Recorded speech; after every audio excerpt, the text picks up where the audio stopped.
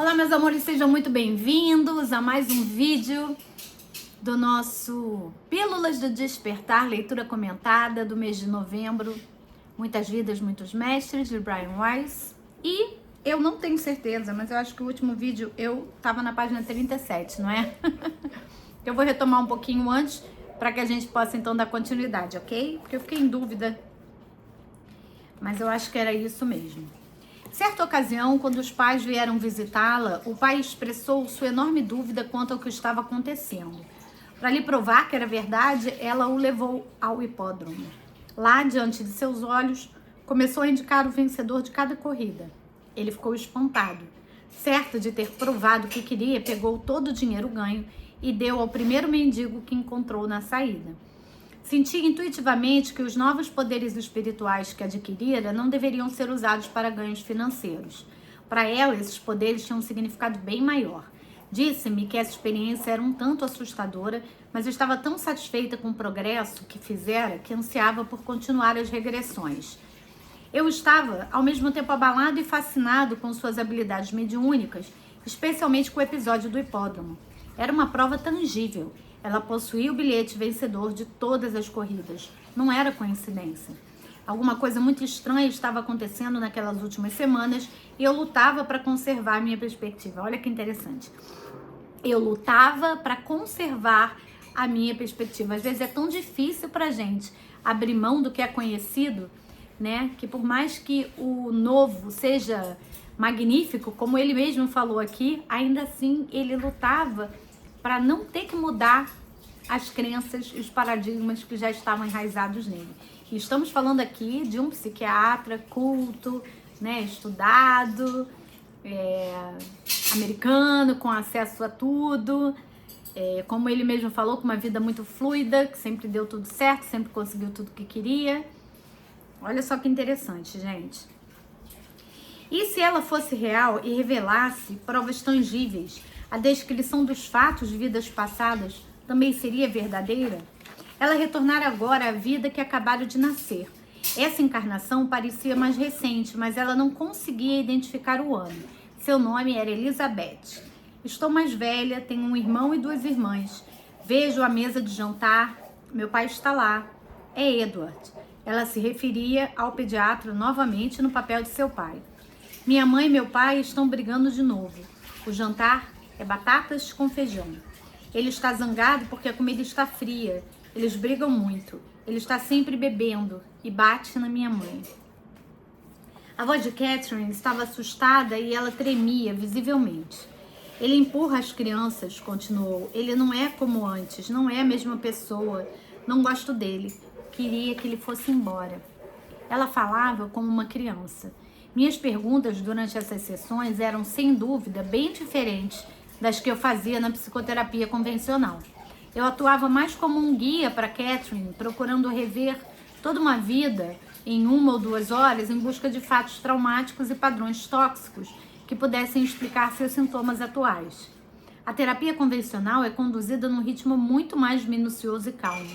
Cada palavra que o paciente escolhe é analisada em suas nuances e sentidos ocultos. Cada movimento facial, corporal e a cada inflexão de voz são considerados e avaliados. Investigam-se cuidadosamente todas as reações emocionais. Montam-se os padrões comportamentais exaustivamente. Com Catherine, entretanto, os anos transcorriam em minutos. As sessões com ela equivaliam a dirigir um carro de corrida em alta velocidade e tentar reconhecer os rostos na multidão. Voltei a atenção para Catherine e pedi que avançasse no tempo. Estou casada agora. Nossa casa tem um quarto só, grande. Meu marido é louro, não o conheço, ou melhor, não aparecera na vida atual de Catherine. Não temos filhos ainda. Ele é muito bom para mim. Nós nos amamos e somos felizes. Aparentemente, ela conseguia escapar da opressão do lar paterno. Perguntei-lhe se poderia identificar a área em que vivia.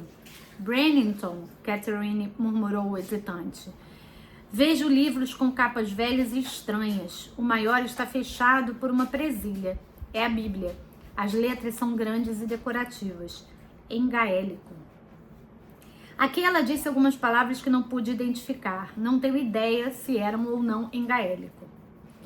Vivemos no interior, longe do mar, município Brainington. Veja uma fazenda com porcos e ovelhas.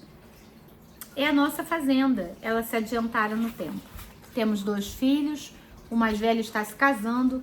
Veja a torre da igreja, uma construção de pedra muito antiga. De repente, sua cabeça doeu e pressionou a têmpora esquerda. Ela contou que caíra nos degraus de pedra, mas se refez do tombo.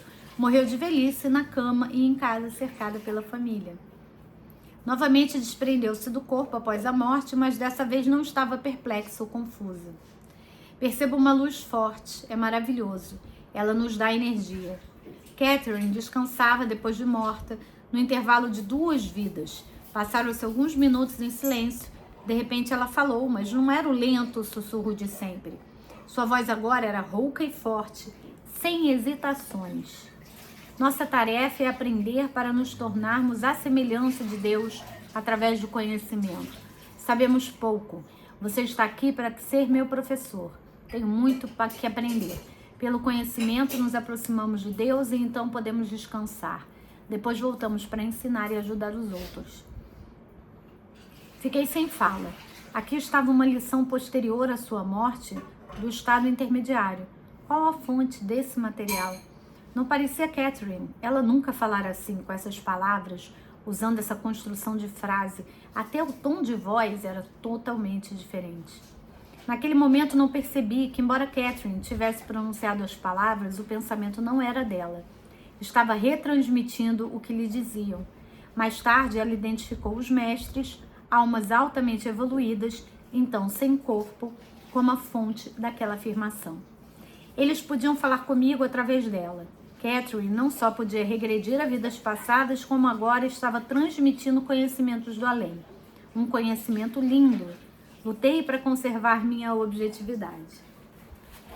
Uma nova dimensão foi introduzida. Catherine jamais lera os estudos da doutora Elizabeth Kubler-Ross ou do Dr. Raymond Moody, que escreveram sobre as experiências de quase morte. Nunca ouvira falar do livro tibetano dos mortos, mas estava relatando experiências semelhantes. Isso não provava muita coisa. Se pelo menos houvesse mais fatos, mais detalhes tangíveis que eu pudesse verificar, meu ceticismo vacilava, mas persistia. Talvez ela tivesse lido sobre as pesquisas de quase morte ou assistido a uma entrevista.